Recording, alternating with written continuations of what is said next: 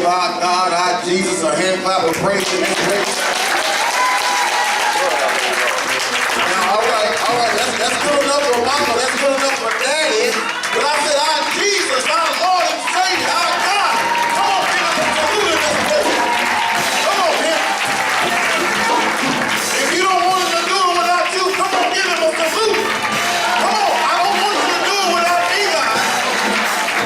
Come on, I don't want to talk to him, not me. I don't want you to do it without me, guys. Come on, him, come on.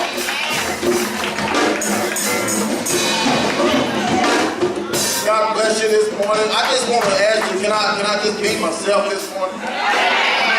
All my family here, my friends, all my church family, and friends. Y'all, church family, you don't know me. I'm a real relaxed dude. I love to have fun. I love the Lord with all my heart. So if you don't know that about me, you ought to know that by now. All right? I can't get this button open real quick.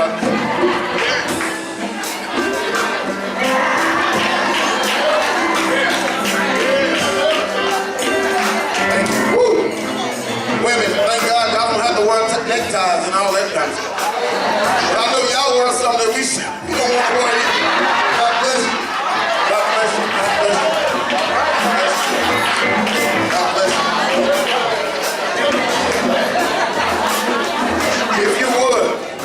If you would, open your Bibles up to 1 Samuel. 1 Samuel chapter 15. That's in the Old Testament. How about that? It's all right to preach and teach from the Old Testament. Anybody agree? That's 1 Samuel. Genesis, Exodus, Leviticus, Numbers, Judges, Ruth. Okay, all right. 1 Samuel, 2 Samuel. All right. If you have it, say amen. If you don't, say give me 1 second. All right. Y'all heard the lady last week, she says the table of contents up there, use it. Use it, don't be ashamed to use it. See, we couldn't use it, I'm from Church of God in Christ. We couldn't use no table of contents. so they would look at you pretty funny if you go into the table of contents. But here at New Life, use it. Use it. Use it.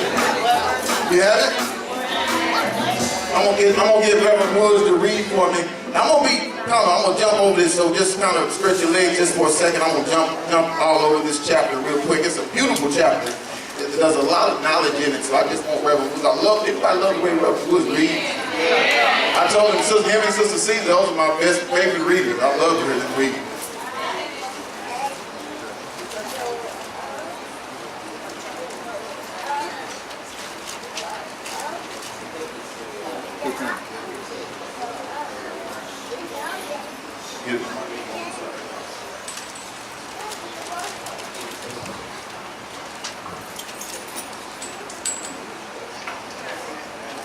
If you would, Reverend Woods. Yes. If you would read. We're going to be in the King James Version. If you would, Reverend, if you would start at the first 3 verses, verse 1 through 3. That's 1 Samuel, the 15th chapter, verse 1 through 3, reading from the King James Version. Samuel also said unto Saul, the Lord sent me to anoint thee to be king over his people, over Israel. Now therefore, hearken thou unto the voice of the words of the Lord. Thus says the Lord of hosts, I remember that which Amalek did to Israel, how he laid wait for him in the way when he came up from Egypt. Now go and smite Amalek and utterly destroy all that they have, and spare them not. Listen to this right here. But slay both man and woman, infant and suckling, ox and sheep, camel and ass.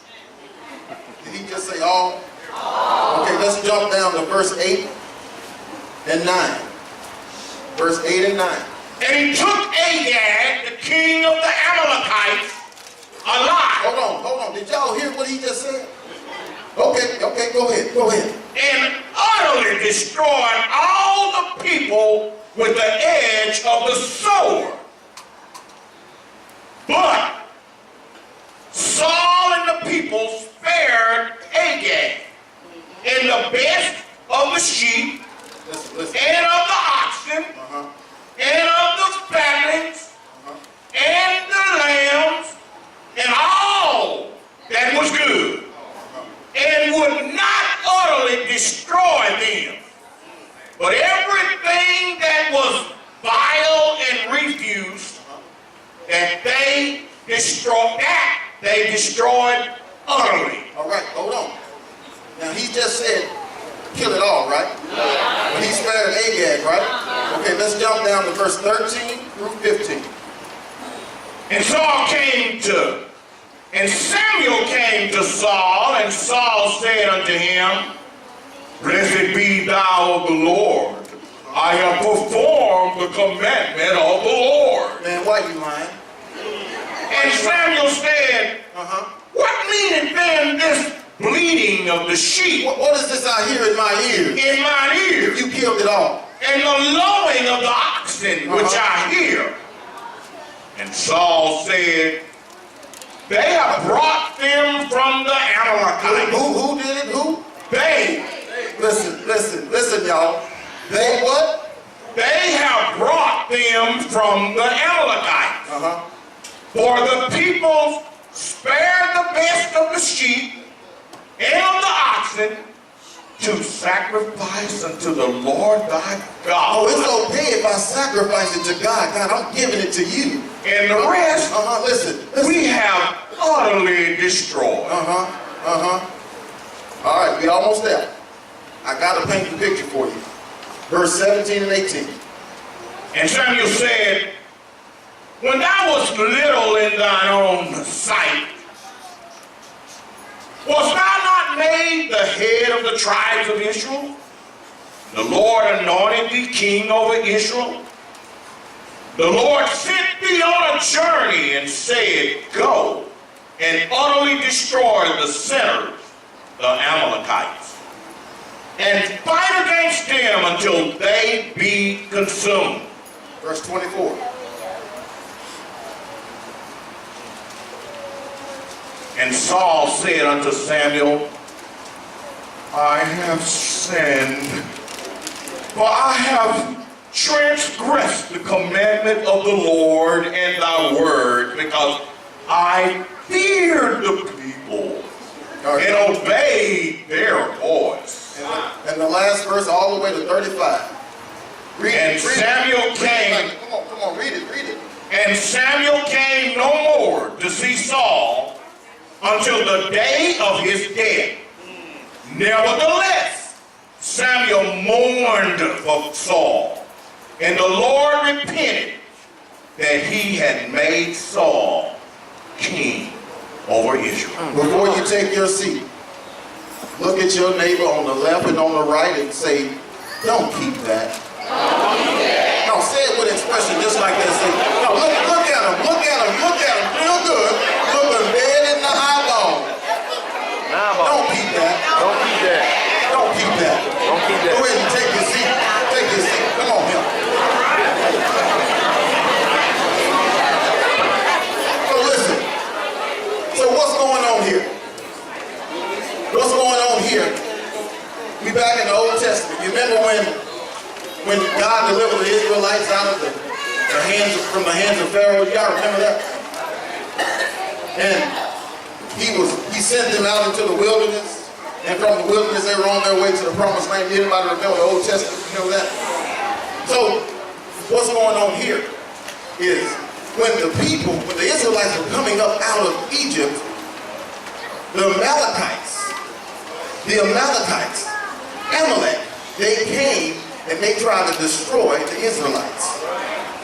So, I just want to show you this. When God has his hands on something, on you, when he has a plan for your life, nothing can destroy it. Nothing can get in the way of that. So what happened was, when they were coming up out of Egypt, the Amalekites, they snuck up on them. They snuck up on them and they tried to destroy him. So do you remember in Exodus, back in Exodus when Aaron and they held up Moses' arms, and because his arms got tired, and every time Moses' arms fell down, they started losing the battle. Well, then Aaron and Hur, they came back and they propped his arms up with a stone. They propped his arms up so that they could continue to win the battle. Do you remember that? So what happened was when God had told Israel in Exodus, he jumped over in Exodus. He said, I'm going to read it to you. He told them, he said, since you, the Amalekites, try to destroy my people, you will utterly have a curse on you. You will be blotted out from under the earth. I will destroy you. And that was way over in Exodus. Now we're all way over here in 1 Samuel. God didn't forget. God didn't forget. So this was the time when judges ruled the nations. And what happened was, well, it was kings, but not for the Israelites. Judges ruled the Israelites. Okay? So what had happened? The people got tired of the judge. They got tired of judges ruling them. And Samuel was a judge. But Samuel had become old, and it was time for him to step down. It was time for him to retire. So the way it worked was the judges, they would have their sons come behind them and become judges like their fathers were. Well, Samuel's sons were all kind of mischievous. They lived all kind of crazy lives, and the people were complaining about Samuel's sons, and they said, we don't want them to be judged over us. Matter of fact, we don't even want to judge anymore. Well, they didn't know what they were saying. So when they said they didn't want to judge anymore, they said, we want a king like all the other nations. We want to be like all the other nations, and we want us a king just like them. That's what we want. So, but they didn't understand what they were saying. By saying that you didn't want to judge anymore, which meant that all the judges, they consulted God before any decision was made. So by saying you didn't want to judge anymore, they said, I don't want you, God. I'm tired of living like this. I'm tired of having to sacrifice things to you, God. I'm tired of having to do things your way. I want to do it my way, God. So matter of fact, Samuel, we don't want you to be judged. We don't want your sons. We don't want to judge at all. So God hadn't really had any patience with anybody like the Israelites. God gave the Israelites what they wanted. He told them, he said, I'm going to give you a kingdom. He said, I'm going to raise you up a kingdom. And the king that I'm going to raise up, he's going to be arrogant. He's going to do it his way. He's going to do it the way he want to do it. So I'm going to give you what you want, Israel. Since you want to put me on the back burner, matter of fact, you want to just get rid of me, period, I'm going to give you what you want. So God told Samuel to go out and find this king. He found him when he was a young boy. And he watched him and shaped him and molded him and everything else. And God put him on the right track. Some people are set up for failure. Yeah, Saul was, but he still put him on the right track. You still had a chance, Saul, to do it the right way. So, now we jump back over to 1 Samuel. Remember I just told you about in Exodus where God told the Amalekites that you would be blotted out around this earth? Well, we jumped into 1 Samuel. And what happened was, God came to Samuel and told Samuel to go to Saul. But Saul was a great warrior. So he told him to go and find the Amalekites and kill them all. He didn't listen. God was so specific with it. God would listen. He said, kill them all. He said, now go and smite Amalek and utterly destroy all that they have. Don't all mean everything.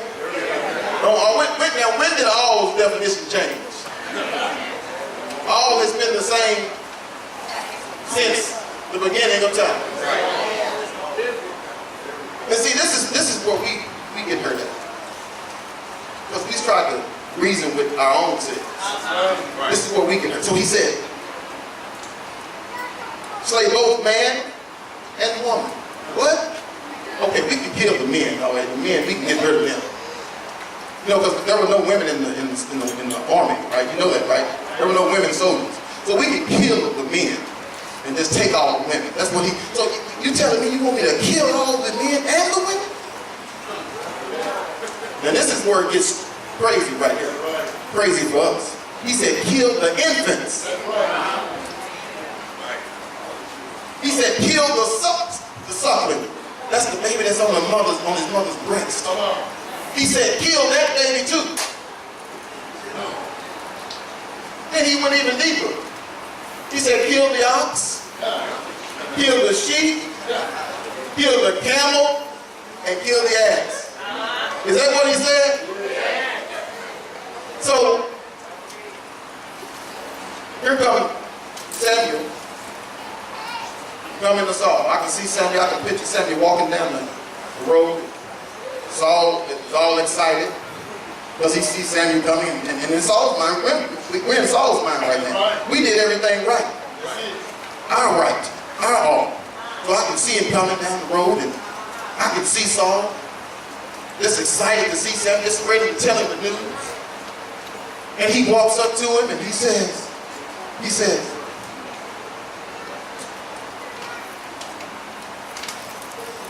and Saul said to him, he said, Samuel, I've done everything I'm supposed to do. I've killed everything that God told me to kill. And as he's saying that, he see King Agag sitting over here. The king of the Amalekites. So he sees him sitting over there and says, so you killed everybody. Well, wait, what is this I hear in my ear? I hear the bleating of oxen and rams and sheep and all kinds of goats, and I hear all this. So how do you, well, I killed all the bad stuff. I killed all the bad stuff, and we kept the good. Wait, we didn't just keep the good, we kept the good so that we could sacrifice it to God.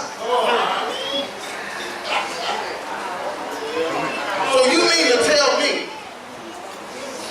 God has brought you out of nothing to become the king of his people, and you want to do it your way?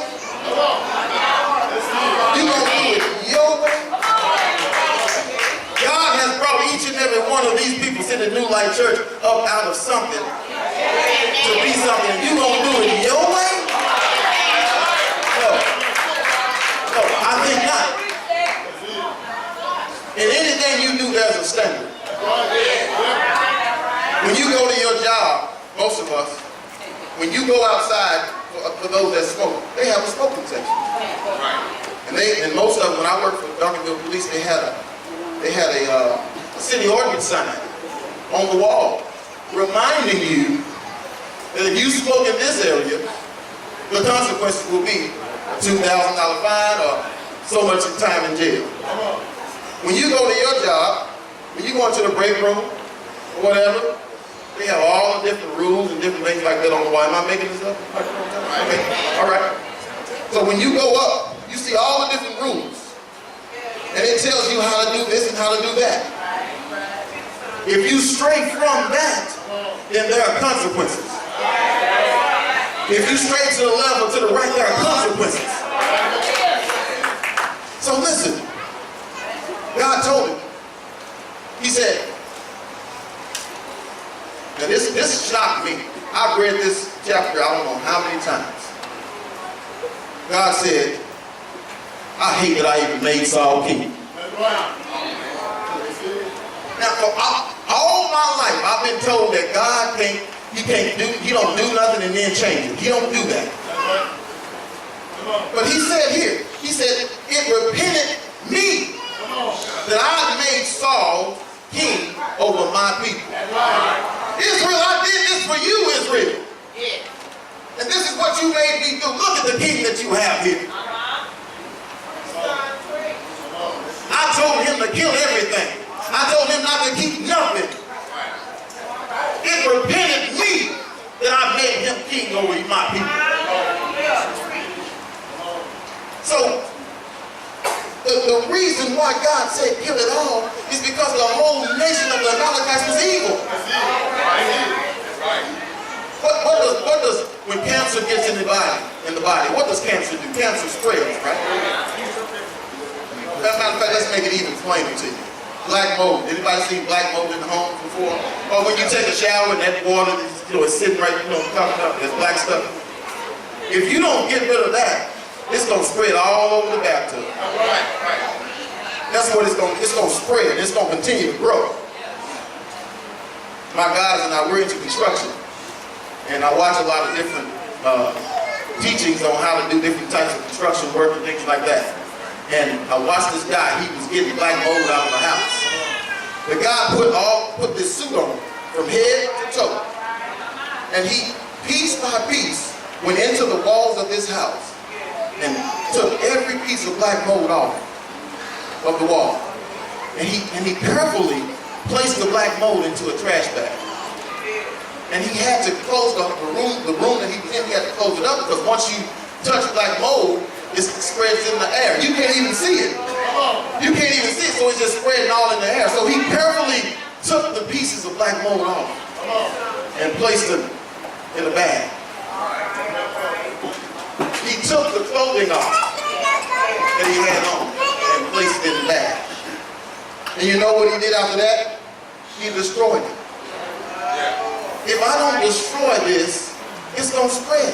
Now, black mold kills you. It gets inside of your lungs, it messes with your breathing, it'll kill you. But it's a silent killer, is what it is. So God said, kill this silent killer, the Amalekites. Get rid of them. Anything that comes from them is bad. Even the little babies, Lord. This little baby was just born. She's still on her mother's breast. You want me to kill her too? Yes.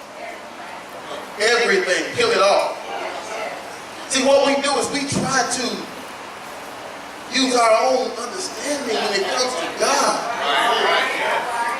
We do that. And that's every time we do that, we stray, we go the wrong direction.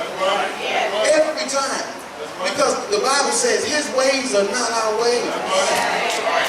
His thoughts are not our thoughts. If we can really grasp that, then we would understand that everything about us, everything about me is for him. He said, I knew you when you were in your mother's womb. So he said, before I formed you, I knew you. So it's our job to learn to know him. Once we come into the knowledge of learning how to correspond with people, interact with people, we also have to learn to know him and become more closer to him. So let's talk about Saul a little more. Saul didn't even own up to it. He didn't even own up to doing it. He said they did it. They told me to do it. That's what he said. Now he's the king, right? But he said they told me to do it. He said because I was afraid of the people. I was afraid of what they would say about me. I was afraid of what they would do with me. They told me to do it. So I'm trying to please the people. How many people pleases in here? Don't be ashamed to say it. How many say it up? How many people pleases in here? Well, all y'all lying. All y'all lying. Because I've tried to please people before too. We all have. Well, here comes the boss man. Hey, how you doing? Everything? Oh, yeah, okay, everything good? Yeah.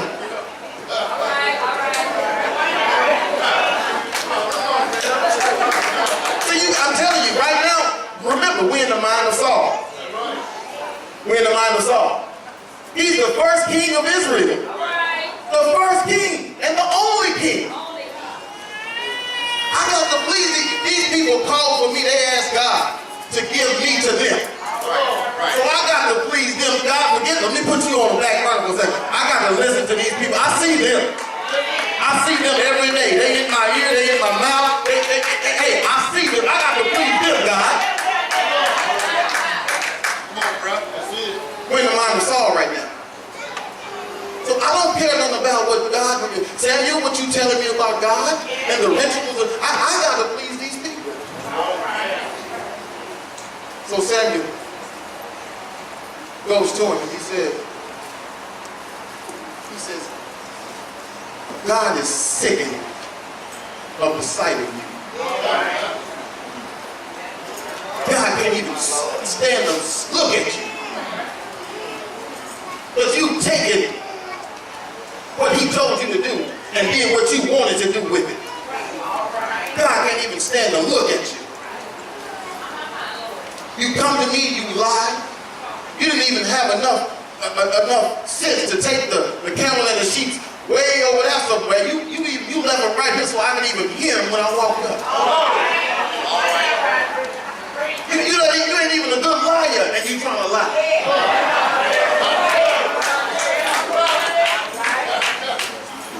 So I got an attitude with Sarah.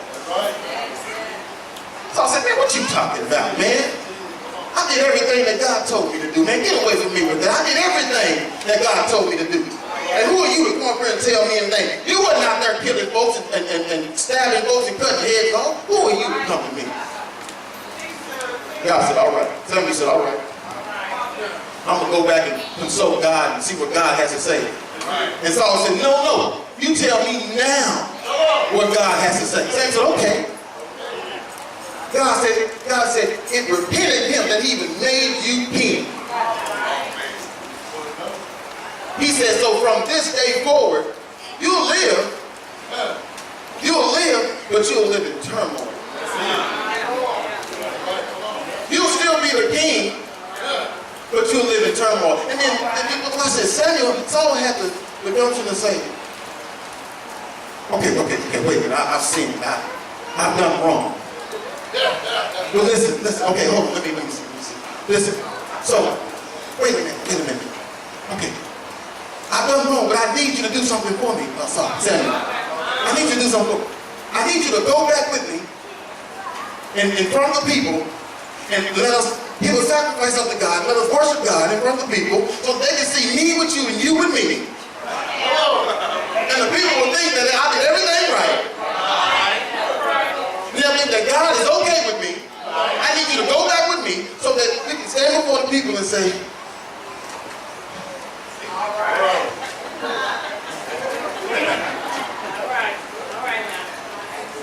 And God said, go ahead, son. Go ahead and go back with me. Go ahead. Because he's already destroyed. He's already dead. He's a dead man walking. He don't even know it. Go ahead and go back with me. The reason why I'm allowing him to be this way because I want my people to see that they can't do this without me. I allow them to have a king like this so that you can see without me you're nothing. What gets me though is the Amalekites. Are they crazy? Are they retarded or what? What's going on with the Amalekites? Didn't they just see him let Moses put a stick in the water and the waters parted? Didn't they see that? Didn't they see that he brought all kind of plagues onto Pharaoh? Did they not see that? And you come up and as soon as the people are trying to get to where God wanted them to get, you come up and you try to sneak up and kill them. Are you crazy? I wouldn't mess with anybody else but the Israelites. After seeing what God did for them. Anybody else but the Israelites. And so in the midst of all that, the Israelites are still complaining. How many of y'all complain? When things don't go your way, you just complain and complain and complain and complain. How many of you do that? I know you ain't gonna raise your hand on that one. Oh, okay. All right, we got some honest people up here in the back. So they complained to Moses. He said, why would you send us out here with no water and no food? That's just like if I take everybody in this room, y'all, I said, God said follow me, y'all come follow me. And we gone for, I ain't gonna even say a day, 30 minutes, y'all gonna get home. In 30 minutes, you gonna get home. And who you gonna come to? That's what they did to Moses. That's what they did to him. They came to him and complained. And Moses went to God and said, God, listen, man, I'm sick of these stiff-necked people you got me leading.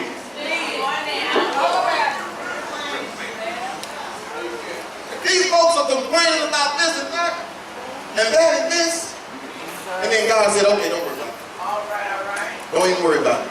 I'm painting a picture for you. I'm leading you up to where we are now. Don't worry about it. I'll shower down manna from heaven. They'll have bread. And I want you to go hit this rock, Moses. And the water's going to shoot out of that rock, Moses. I'll provide. So God, he hears the complaints. He does. He does. But he gets irritated as well. So what has happened here, we're jumping back over to Saul's mind. Saul was the big man in campus, y'all. He was the man around town. So let me go, okay, God, I heard you. I heard what you telling Samuel to tell me. What I'm going to do, I'm going to go over here and get the good stuff. The stuff that I think is good. And I'm going to keep that, but I'm going to give it back to you.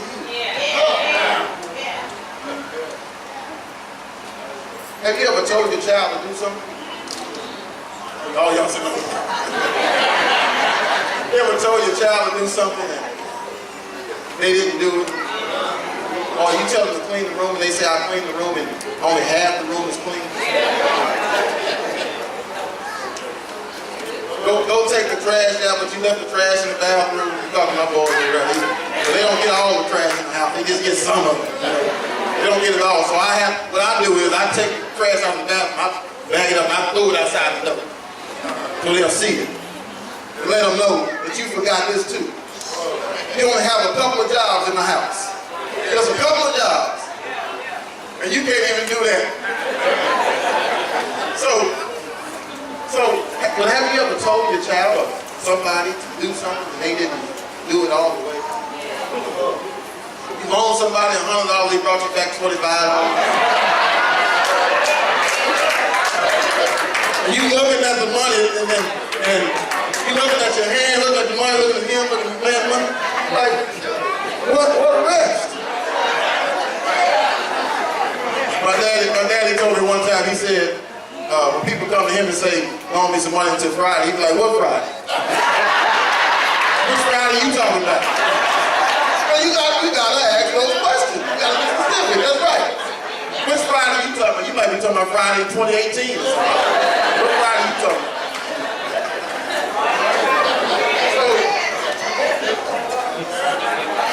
But the title here is don't keep that.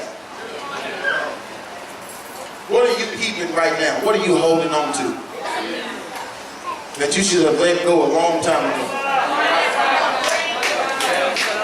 Oh, really? Examine yourself right now. What are you holding on to that you should have let go a long time ago? And because you have kept that which God told you to let go of, you got all kind of other issues behind you. You kept that tired, no good man. Every time you come home, he just laying around on the couch.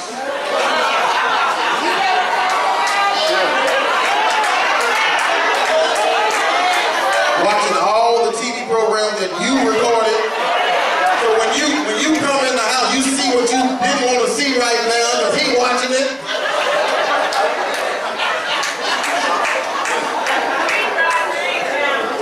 That no good woman. Every time you see her, she wants some money.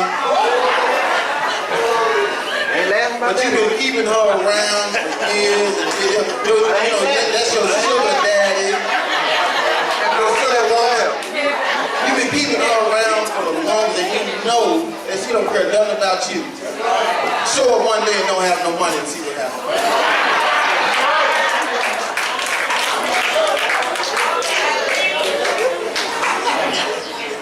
But see, well, we got some real serious issues that people are not letting go of.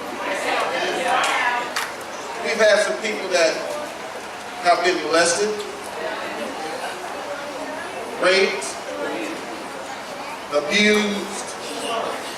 We've had all kinds of people that are still struggling right now in their 40s, 50s, and 60s with what happened to me when I was a child. That person that did it to you, those people that did it to you, you still see them as clear as I can see y'all right now. But those people, they dead, they gone. But you still holding that. And you can't even move on with your life.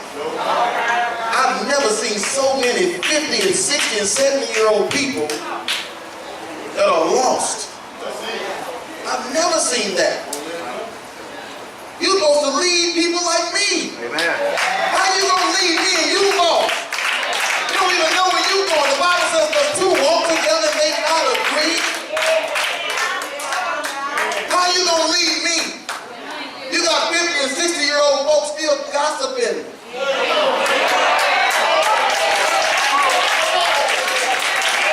Talking about, did you see what she had on? Did you see what she had on?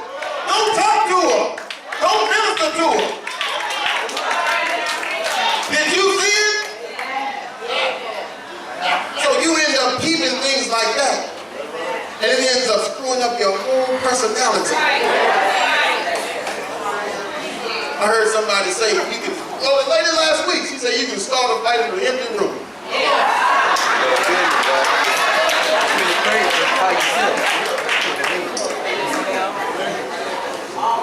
God is calling for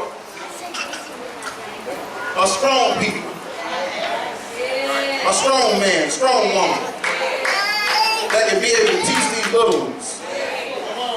Because they watching, they're just like a sponge. I'm telling you. Kevin, where your little son at? Where y'all baby at? This baby here. Smart as I don't know what. Look, Kiwi. Smart. Smart as I don't know what. He watched everything. Kevin come to work telling me stuff that he did, and it amazes me that a little child is, how old is he? 3 years old. The stuff that he does.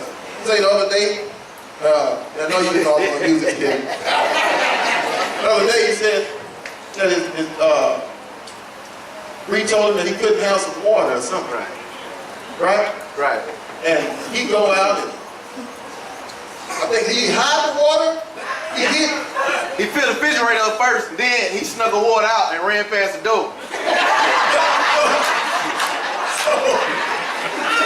And this is a 3-year-old. So he runs past the door so his mama can't see him. He try to run past him so his mama can't see him run by. But you think about that. You think, how can a 3-year-old put that together? How can they put that together? Because they watching. They're watching everything we do. Just like here, everything that Saul did wrong, people were watching him.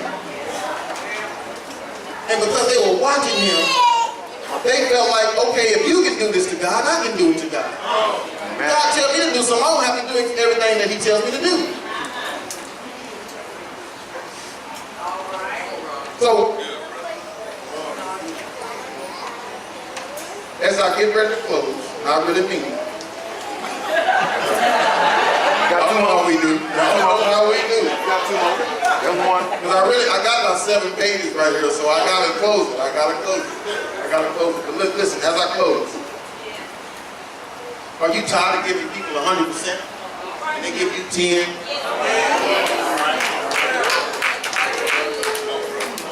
Are you tired of just giving your all and everything? And you know it's supposed to be a partnership in that? And it's just a one-sided thing? Are you tired? Ain't you tired of that? See, that's me. I'm tired of that. I'm tired. I'm not gonna quit, but I'm tired of giving my all. And everybody else is just sitting back watching me work. At some point in time, we gotta just say, you gotta get this done, people. We gotta get this done.